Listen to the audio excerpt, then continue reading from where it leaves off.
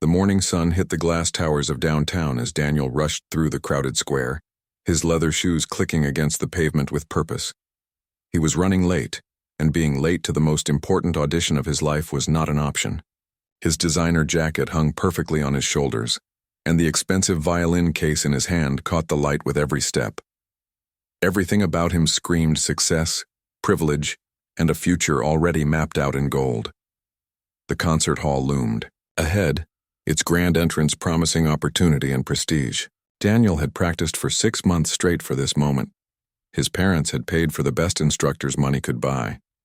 This audition was supposed to be his gateway into the most prestigious music conservatory in the country, and he could already imagine himself on stage receiving standing ovations, making his family proud. But then something caught his eye near the entrance, or rather, someone. A girl sat huddled against the cold stone wall of the building, right where hundreds of people would pass by. She couldn't have been more than 17 or 18. Her clothes were wrinkled and worn, several sizes too big, like she had grabbed them from a donation bin. Her sneakers had holes in them, and her hair was tangled and unwashed, falling around her face in messy strands. Next to her was a small piece of cardboard with words scratched in marker, though Daniel didn't bother to read what it said. He knew the type. He had seen people like her before, always in the same spots, always with the same sad stories. His father had always told him that these people made choices, bad choices, and now they wanted others to fix their problems. Daniel had never questioned that logic. As he got closer to the entrance, the girl looked up. Her eyes were tired, with dark circles underneath, but there was something else there too. Something Daniel didn't take the time to notice. She opened her mouth and her voice came out quiet, almost apologetic. "Excuse me, could you spare some change? I haven't eaten since yesterday." Daniel stopped in his tracks. He wasn't sure why he stopped. Maybe it was because his friends, 2 other music students from wealthy families, were right behind him and had heard her. Maybe it was the stress of the audition making him act out.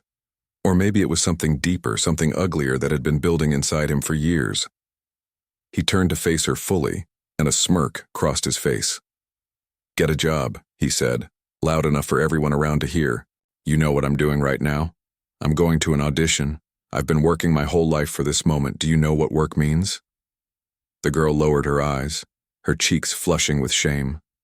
She didn't respond, didn't fight back. She just sat there, taking it. But Daniel wasn't done. Something about her silence made him want to push harder to prove his point.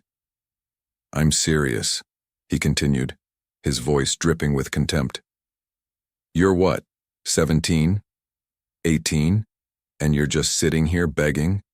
When I was your age, I was winning competitions, practicing 8 hours a day. But sure, it's easier to just sit around and ask for handouts, right?" His friends, Tyler and Brandon, laughed uncomfortably. Tyler, always eager to fit in, added his own comment. "Dude, you're so right. My dad always says these people just want free money. Like there are jobs everywhere if you actually want to work." Brandon nodded, though Daniel noticed he looked a bit uneasy. Still, he didn't say anything to stop them. The girl pulled her knees closer to her chest, making herself smaller. Her hands were shaking slightly, Daniel noticed, though he told himself it was probably from withdrawal or something similar. That's what people like her dealt with, right? That's what his father always said. "You know what your problem is?" Daniel said, leaning down slightly, his voice lower but no less cruel. "You've never had to really work for anything. You think the world owes you something. Well, it doesn't. Some of us actually earned our place." A few passers-by had stopped to watch the scene unfold. An older woman shook her head in disapproval, but she didn't intervene. A businessman walked faster, avoiding eye contact with everyone. A young couple whispered to each other, glancing back as they entered the concert hall. The girl finally looked up at Daniel, and for just a second, their eyes met. There was something in her gaze that made him feel strange, uncomfortable even. Not anger, not hatred, but something sadder. Something that looked almost like pity. But that didn't make sense. Why would she pity him? He straightened up quickly, breaking the eye contact. "Come on, guys," he said to his friends. "We have an audition to get to. You know, actual important things that require actual talent." As they walked toward the entrance, Tyler and Brandon were still chuckling, making additional comments about the homeless problem in the city and how people needed to take responsibility for their lives. Daniel joined in, but his heart wasn't quite in it anymore. That look in her eyes had unsettled him, though he couldn't explain why. What Daniel didn't see, as he walked away with his back turned, was the girl's hands. They rested on her knees, and if he had looked closely, really looked, he might have noticed something unusual. Her fingers were calloused in specific places, the fingertips hardened in a pattern that came from years of pressing down on something repeatedly. The side of her thumb had a permanent indent. Her knuckles showed signs of countless hours of repetitive motion. They were the hands of a musician, but Daniel didn't see any of that. He was too busy thinking about his audition, about impressing the judges, about securing his future. The encounter with the homeless girl was already fading from his mind, becoming just another moment in his day, another confirmation of how the world worked. As he pushed through the heavy doors of the concert hall, the cool air conditioning hit his face. The lobby was magnificent, with marble floors and crystal chandeliers. This was where he belonged, he told himself. This was his world. Not out there on the street with people who had given up on life. He checked his watch. Still 15 minutes before his audition time. Perfect. He found a quiet corner to mentally prepare, running through the piece in his mind, visualizing his fingers on the violin strings, imagining the perfect performance. Tyler and Brandon had gone to get coffee from the expensive cafe in the lobby, and Daniel was alone with his thoughts. He tried to focus on the music, on the technical passages that required precision, on the emotional sections where he needed to show the judges his artistic sensitivity. But somehow that girl's face kept creeping back into his mind, those tired eyes, that quiet acceptance of his cruelty, the way she had made herself smaller, like she was used to being treated as less than human. Daniel shook his head, annoyed with himself. Why was he even thinking about her? She was nothing to him. Just another person who had made poor choices and now had to live with the consequences. He had his own life to worry about, his own dreams to chase. The announcement came over the speaker system, calling the first group of auditioners to the preparation room. Daniel grabbed his violin case and stood up, rolling his shoulders to release the tension. Today was about him, about his talent, about his future. Nothing else mattered, or so he thought. The preparation room buzzed with nervous energy. 12 musicians sat scattered around, each lost in their own world of scales and breathing exercises. Daniel found a spot near the window and carefully unpacked his violin, running his fingers along the polished wood. This instrument had cost more than most people's cars. It was custom-made in Italy, with a tone so pure that his instructor had called it perfection. He began tuning, adjusting each string with practiced precision. Around him, other students did the same with their instruments. A cellist in the corner kept wiping sweat from her forehead. A pianist near the door was silently moving her fingers across an invisible keyboard, her eyes closed in concentration. Everyone here had trained for years, sacrificed countless hours, pushed themselves to the limit. But Daniel felt confident. Maybe too confident. The door opened and an assistant with a clipboard called out a name. The first auditioner, a tall boy with a trumpet, stood up on shaky legs and walked out. The door closed behind him, and the remaining students sat in thick silence, each of them imagining their own performance, their own success or failure. 20 minutes later, the trumpet player returned, his face unreadable. He packed up quickly and left without making eye contact with anyone. That wasn't a good sign.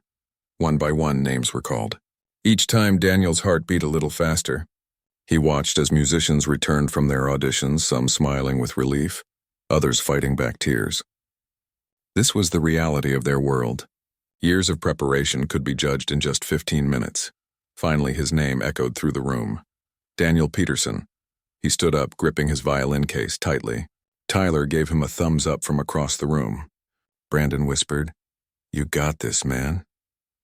But their encouragement felt distant, like voices from underwater. The walk down the corridor felt endless.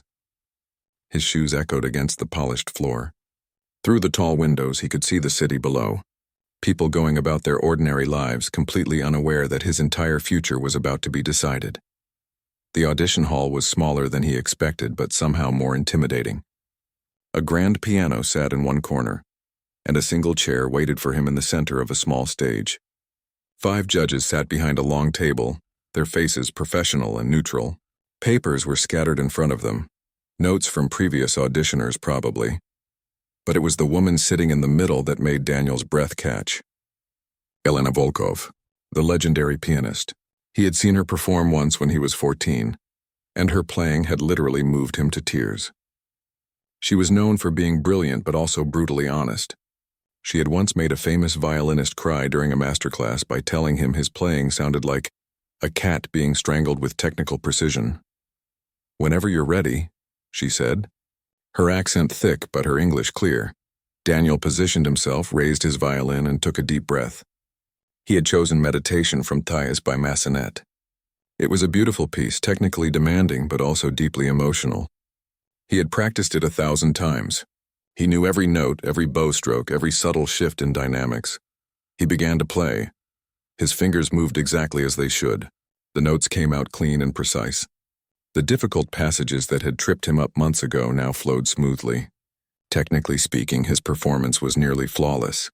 He hit every note, maintained perfect posture, and executed the piece exactly as his expensive instructors had taught him. But something was wrong. He could feel it in the room. The judges weren't leaning forward with interest. They weren't moved. They were just listening, politely, professionally, like they were checking boxes on a form rather than experiencing music. Elena Volkov's face remained completely neutral, giving nothing away. Daniel finished the piece and lowered his violin. The silence that followed felt heavy, uncomfortable. Nobody spoke for what felt like minutes but was probably only seconds. Finally, one of the judges, an older man with gray hair, cleared his throat. "Thank you. Your technique is quite solid. Quite solid. Not excellent. Not impressive. Just solid." Another judge, a woman with glasses, added, "You've clearly had good training. Your execution is clean, clean," another lukewarm word. Daniel felt his stomach tightening.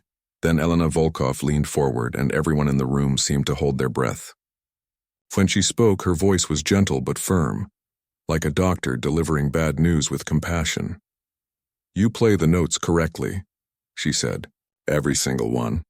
Your bow control is good. Your intonation is mostly accurate. But tell me something."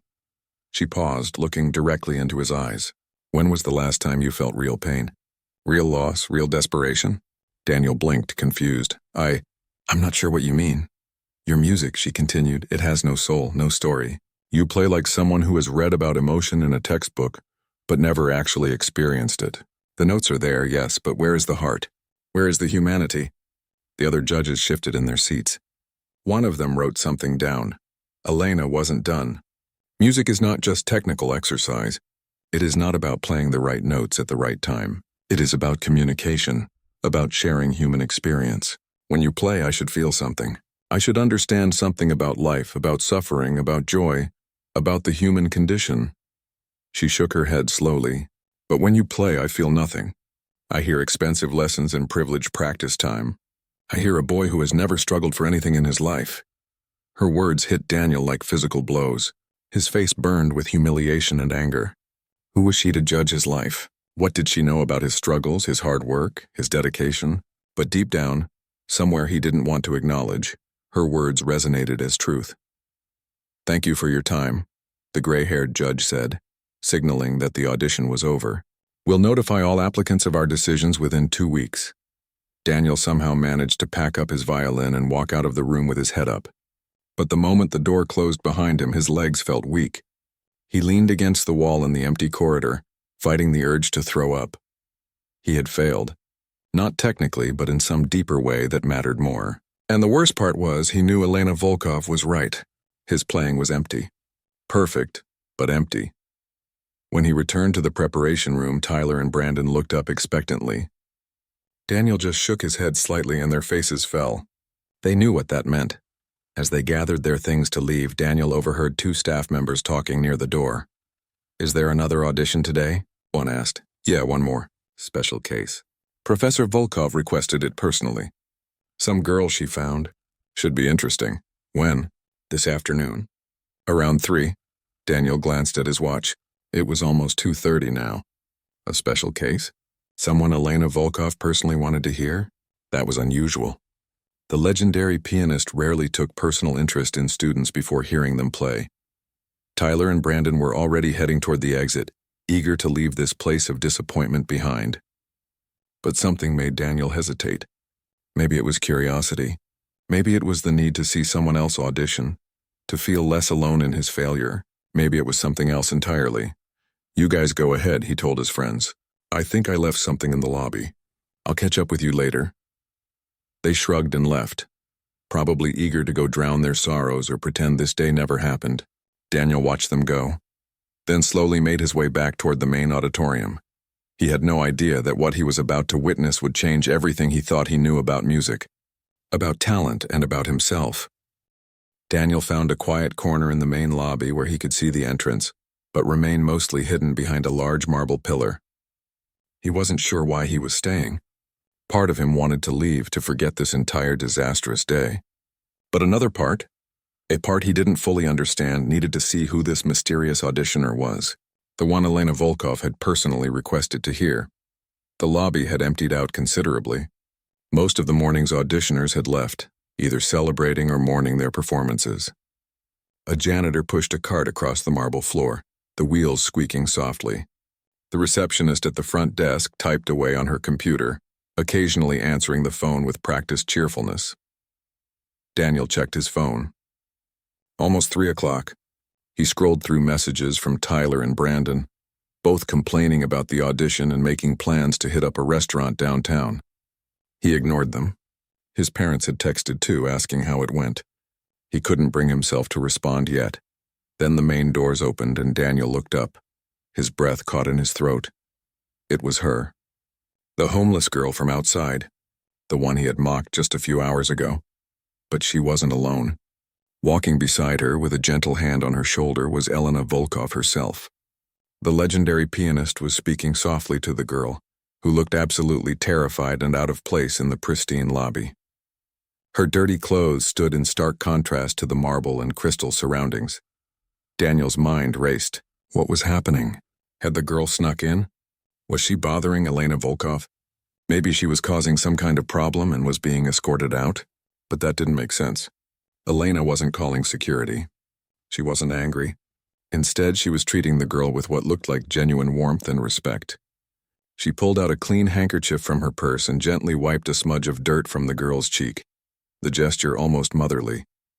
The receptionist looked up, clearly surprised by the unusual pair. Elena said something to her and the woman nodded, picking up the phone. Daniel pressed himself further behind the pillar, watching this bizarre scene unfold. His heart was pounding, though he couldn't say exactly why. Shame, maybe. Confusion, definitely. And something else. Curiosity, dread. Within minutes, the other judges appeared in the lobby. They too seemed surprised by the girl's appearance, exchanging glances with each other. But Elena spoke to them firmly, and whatever she said made them nod in agreement. One of them gestured toward the auditorium. They were taking her to audition. This homeless girl was actually going to audition. Daniel's mind struggled to process this. What could she possibly perform? Did she sing? Did Elena feel sorry for her and was just giving her a chance to experience the hall? Was this some kind of charity gesture? He watched as the small group moved toward the auditorium entrance. On impulse, driven by a need he couldn't explain, Daniel followed at a distance. When they disappeared through the double doors, he waited a moment, then quietly slipped in behind them. The auditorium was massive, with hundreds of empty red velvet seats rising up in curved rows. The stage looked even bigger from here, with its polished floor and the grand piano sitting center stage like a beautiful, imposing throne. The judges made their way to their table, the same setup as before. Elena helped the girl up the stairs to the stage. Daniel quietly moved to a seat in the very back row, far from the judges, hidden in the shadows. From here, he could see everything but hopefully remain unnoticed. The girl stood on stage looking absolutely tiny and fragile. Her oversized clothes hung on her thin frame. Her tangled hair fell around her face. She kept her arms wrapped around herself like she was trying to disappear. Next to the magnificent grand piano, she looked like she didn't belong, like a mistake, like someone who had wandered onto the wrong stage. Elena guided her to the piano bench and said something too quiet for Daniel to hear from his distant seat. The girl nodded slightly. Elena squeezed her shoulder once encouragingly, then walked off the stage to join the other judges. The auditorium fell into silence. The kind of deep, complete silence that makes every small sound seem loud. Someone coughed. A chair creaked. Papers rustled. The girl sat at the piano bench and adjusted her position. Her hands hovered over the keys for a moment, trembling slightly. From where Daniel sat, he could see her taking deep breaths, trying to calm herself. The judges waited patiently. Even from the back, Daniel could see they looked skeptical. Who could blame them? This was unprecedented. A homeless teenager, brought in by Elena Volkov for a special audition at one of the most prestigious conservatories in the country. It seemed absurd. Then her hands came down on the keys. The first notes rang out clear and powerful, filling every corner of the massive space. Daniel recognized the piece immediately. Rachmaninoff's Piano Concerto No. 2, one of the most technically demanding pieces in the entire classical piano repertoire. Professional pianists spent years mastering it. It required incredible finger strength, perfect timing, emotional depth, and the ability to sustain intensity for over 30 minutes. But she wasn't playing the full concerto. She was playing a solo piano arrangement of the first movement, still brutally difficult, still a piece that separated true masters from merely good pianists, and she was playing it perfectly. No, not just perfectly. That word was too small, too technical. She was playing it with a level of emotion that Daniel had never heard before. Not in any recording, not in any live performance, not in anything. Every note carried weight. Every phrase told a story. The soft passages weren't just quiet. They were vulnerable, fragile, like whispered confessions in the dark. The powerful passages weren't just loud, they were desperate, angry, fighting against something unseen. The piece spoke of loss and longing, of pain and perseverance, of falling down and getting back up, of darkness and tiny glimmers of hope. Daniel felt something wet on his cheeks and realized he was crying. Tears were streaming down his face, and he didn't even know when they had started. He wasn't alone. Looking down toward the judges, he could see Elena Volkov with her hand over her mouth, her eyes glistening. Even the gray-haired judge who had been so stoic during Daniel's audition was leaning forward, completely transfixed. The music swelled and filled the hall, the piano singing with a voice that was somehow both broken and unbreakable. It spoke of things Daniel had never experienced but could suddenly understand. Hunger, fear, loneliness, the cold bite of winter nights with nowhere warm to go, the ache of losing everything, the tiny stubborn refusal to give up even when giving up would be so much easier. This was what Elena Volkov had meant. This was music with soul. This was what it meant to communicate human experience through sound. This girl wasn't just playing notes on a page. She was sharing her life, her pain, her survival, her hope. The technical difficulty of the piece seemed almost irrelevant compared to the emotional impact. Though Daniel noticed even through his tears that her technique was flawless. Her fingers flew across the keys with precision and power. Her timing was perfect. Her dynamics were controlled yet passionate. She had clearly trained at the highest level. But how? When? Where? The questions swirled in Daniel's mind even as the music held him captive. How did a homeless girl learn to play like this? Where did she practice? Who taught her? How did she maintain this level of skill while living on the streets? The piece built toward its climax, the notes cascading like a waterfall, powerful and unstoppable. The girl's entire body moved with the music, swaying, leaning into the difficult passages, her hands dancing across the keys with both violence and grace. Then, suddenly, it was over. The final notes hung in the air, slowly fading into silence. Nobody moved. Nobody breathed. The moment felt suspended, fragile like a soap bubble that might pop if anyone made a sound. Then Elena Volkov stood up, and the spell broke. She started clapping, and the other judges immediately joined her. The applause echoed through the vast auditorium, and Daniel found himself standing too, clapping so hard his hands hurt, not caring if anyone saw him back there. The girl sat at the piano bench, her shoulders shaking. She was crying now, her hands covering her face. Elena rushed onto the stage and wrapped her arms around the girl, holding her as she sobbed. It was clear these weren't tears of sadness. They were tears of release, of relief, of finally being heard after so long being invisible. Daniel stood in the back row, still clapping, tears still running down his face, and felt something crack open inside his chest. All his certainty about how the world worked, all his assumptions about people and worth and talent, everything was crumbling. He had mocked this girl, called her lazy, told her she didn't understand hard work, and she had just played at a level he could only dream of achieving, pouring out more genuine emotion in 15 minutes than he had felt in his entire privileged life. The shame that washed over him was overwhelming. The applause continued for what felt like forever. Elena held the girl on stage, letting her cry, letting her feel the moment fully. The other judges were on their feet now too, their professional composure completely shattered. The woman with glasses was wiping her own eyes. The gray-haired judge just kept shaking his head in amazement, as if he couldn't quite believe what he had just witnessed. Daniel remained frozen in his seat at the back, watching it all unfold. His legs felt weak, his mind racing with questions and shame and awe all tangled together. Part of him wanted to run, to leave before anyone saw him there. But he couldn't move. He needed to understand. He needed to know how this was possible. Finally, the applause began to fade.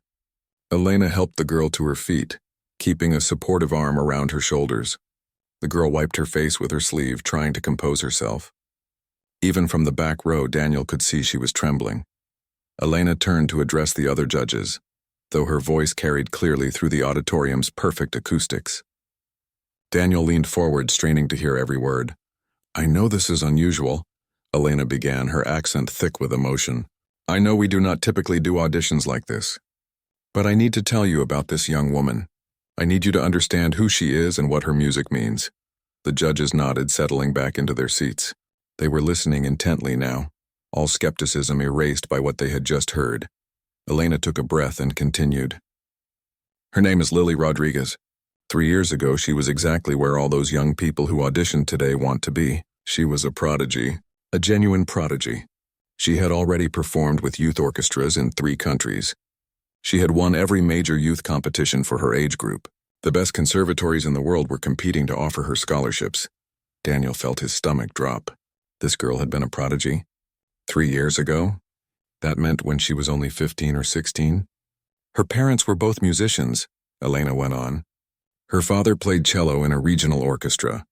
Her mother taught piano privately. They were not wealthy, but they were comfortable. They had a small house filled with music. Lily grew up surrounded by it, breathing it, living it. She started playing piano when she was 4 years old. By 6, it was clear she had extraordinary talent. The girl Lily stood quietly beside Elena, looking down at her worn shoes.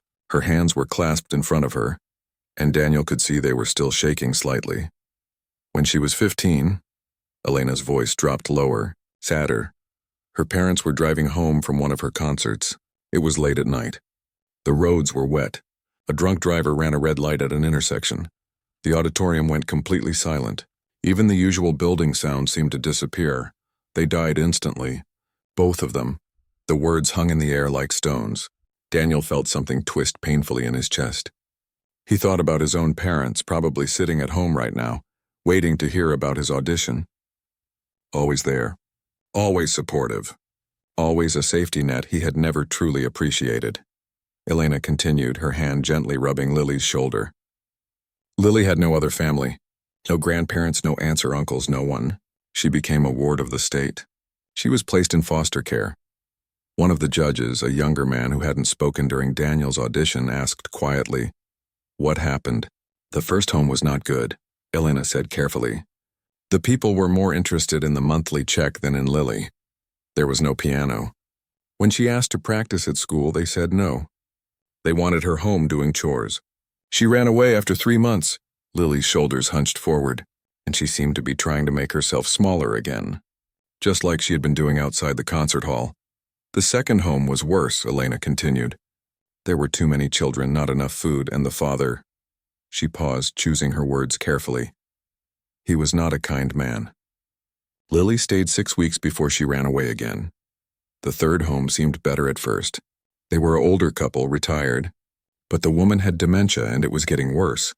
The man could barely take care of his wife, let alone a traumatized teenage girl. The house was chaotic. Lily tried to help, but it was too much. Eventually, social services moved her again. Elena's voice grew quieter, more pained. By the fourth home, Lily was almost 17. She had missed so much school that catching up seemed impossible. She had not touched a piano in nearly 2 years. The foster parents in this home were not cruel, but they were indifferent. They provided a bed and food, nothing more, no warmth, no interest in who she was or what she had lost. So she left, one of the judges said. It wasn't a question. She left, Elena confirmed. She decided that living on the streets with her freedom was better than living in a house where she was just an obligation. That was 8 months ago. 8 months. Daniel tried to imagine 8 months of living outside, sleeping in doorways, begging for change. 8 months of winter cold and summer heat, of hunger and fear and uncertainty. He couldn't. His imagination couldn't stretch that far. But the music never left her, Elena said, and her voice changed, became lighter, almost hopeful. She found ways to practice. There is a church 6 blocks from here that leaves its doors unlocked during the day. The pastor is kind. He lets her play their old piano when the building is empty. There is a community center that has a piano in the recreation room. She sneaks in and plays late at night when the security guard is doing his rounds elsewhere. Elena looked down at Lily with something like wonder. She practices on public pianos in train stations. She plays when drunk people are stumbling home at 3 in the morning.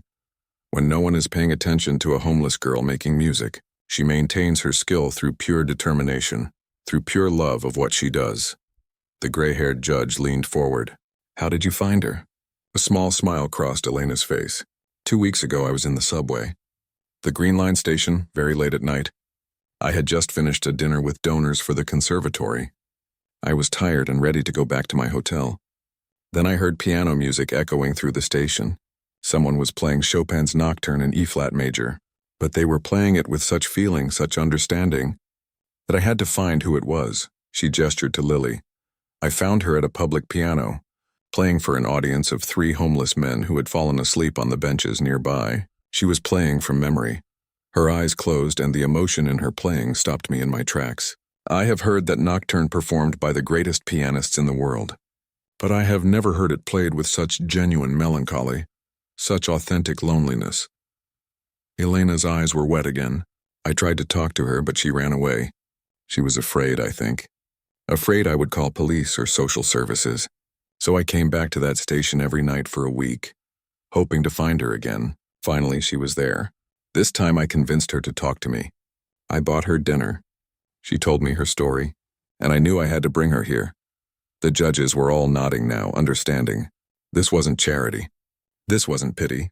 This was recognizing genuine, extraordinary talent that deserved to be nurtured and celebrated. She has been staying in my hotel room for the past week, Elena said. I have been feeding her, letting her rest, letting her practice on a real piano in a safe space. But she needed to audition properly. She needed you all to hear her and understand what she is capable of. The woman with glasses spoke up. The question isn't whether she has talent. That's obvious. The question is, what do we do now? Elena smiled, and it was a smile full of plans and determination. That is exactly what I wanted to discuss. Daniel sat in the darkness of the back row, feeling like he had been hollowed out and filled with something new, something he didn't have words for yet. This girl had lost everything. Her parents, her home, her stability, her chance at the future she had been working toward since she was 4 years old. And somehow, despite all of that, she had held on to her music. She had kept her skill alive through sheer force of will, and he had mocked her, called her lazy, told her she didn't understand hard work. The shame was so intense it was almost physical, like a weight pressing down on his chest. He thought about his own failed audition, about Elena's words that his music had no soul, no understanding of struggle. Of course it didn't. How could it? He had never struggled for anything real in his entire life. Daniel waited in the lobby for over an hour. The meeting between Elena and the judges continued behind closed doors, and he knew Lily was in there too, her future being decided. He sat on one of the elegant benches near the window, watching the sun move lower in the sky, casting long shadows across the marble floor. His phone kept buzzing with messages. Tyler and Brandon asking where he was, his parents wanting to know about the audition. He ignored them all. Nothing else seemed to matter right now except what was happening in that room. Finally, the doors opened. The judges filed out first, speaking quietly among themselves. They looked satisfied, even pleased. Then came Elena with Lily walking beside her. The girl looked exhausted, but there was something different in her posture now. Less hunched, less invisible. Like maybe, just maybe, she was allowing herself to hope. Daniel stood up before he could talk himself out of it. His heart hammered in his chest as they approached. Elena noticed him first, her eyes narrowing slightly with recognition. She had probably seen him at his audition. Then Lily looked up and their eyes met. He watched her recognize him, watched her body tense, watched her take a small step back closer to Elena. Of course she remembered. How could she forget the boy who had mocked her just hours earlier? "Excuse me," Daniel said, his voice coming out rougher than he intended. He cleared his throat and tried again. "I need to talk to you, please." Elena moved slightly in front of Lily, protective. "And you are?" "I auditioned this morning. Daniel Peterson." He looked directly at Lily now, forcing himself to hold her gaze even though everything in him wanted to look away in shame. "But more importantly, I'm the guy who said terrible things to you outside." Earlier today, Lily didn't respond, just looked at him with those same tired eyes waiting. "I was cruel," Daniel continued.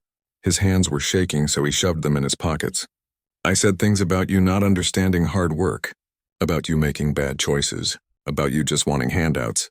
He took a shaky breath. "I was wrong. About everything. And I'm so sorry." The lobby felt enormous around them. A couple of staff members were watching from a distance, probably wondering what this confrontation was about. Daniel didn't care. "I don't have an excuse," he went on. "I could tell you I was stressed about my audition, or that my friends were there, or whatever. But none of that matters. I was wrong. And cruel. And I judged you without knowing a single thing about your life." Lily spoke for the first time since Daniel had seen her on stage. Her voice was quiet but steady. "Why are you telling me this?" "Because I need you to know that what you did in there, what you played, it changed something in me." Daniel felt his eyes getting wet, but he didn't try to hide it. "I heard what Elena told the judges. I was in the back of the auditorium. I shouldn't have been, but I was. And I heard your story. And I heard you play. And I realized something." He paused, trying to find the right words. "My whole life, everything has been easy. I've had the best teachers, the best instruments, all the time in the world to practice. My biggest worry is whether I get into a prestigious conservatory or just a really good one, and I thought that made me better than people like you, people I saw sitting on the street. But you lost everything," he continued, his voice breaking slightly. "Your parents, your home, your whole future, and somehow you kept going. You kept playing. You found ways to practice even when you had nowhere to sleep. That's not giving up. That's the opposite of giving up. That's fighting harder than I've ever fought for anything in my entire life." Lily's expression was impossible to read. She wasn't crying, wasn't smiling, wasn't showing anger. She just listened. "When Elena told me my playing had no soul, I was angry," Daniel admitted. "But you know what? She was absolutely right. I play notes. You play life. You play truth. And I'm sorry. I'm so sorry for what I said to you. You deserved kindness and I gave you cruelty." The silence stretched between them. Elena watched carefully, one hand still on Lily's shoulder. Finally, Lily spoke. "Your words hurt," she said simply. "They weren't the first cruel words I've heard since I ended up on the streets. But they hurt." Daniel nodded, accepting that. "I know. And I can't take them back." "No," Lily agreed. "You can't." She was quiet for a moment, then continued. "But I learned something these past few years. People's opinions of me, their judgments, their assumptions, they don't define who I am. I know who I am. I know what I've survived. I know what I can do." She looked down at her hands, those calloused fingers that Daniel had never bothered to notice that morning. "I'm lucky in a way. Even when I lost everything else, I still have my music. It's the one thing nobody can take from me. Not foster families, not the streets, not people who look at me and see garbage." Her words hit Daniel like a punch. Is that how she saw him? As someone who looked at her and saw garbage? He wanted to argue, to say that wasn't what he thought. But wasn't it? Hadn't that been exactly his attitude? "You're right," he said quietly. "And I'm ashamed of that. I'm ashamed of being that person." Lily looked at him for a long moment, really looked at him like she was trying to see beneath the surface. Then she said something he didn't expect. "I don't think you're a bad person. I think you're a person who didn't understand.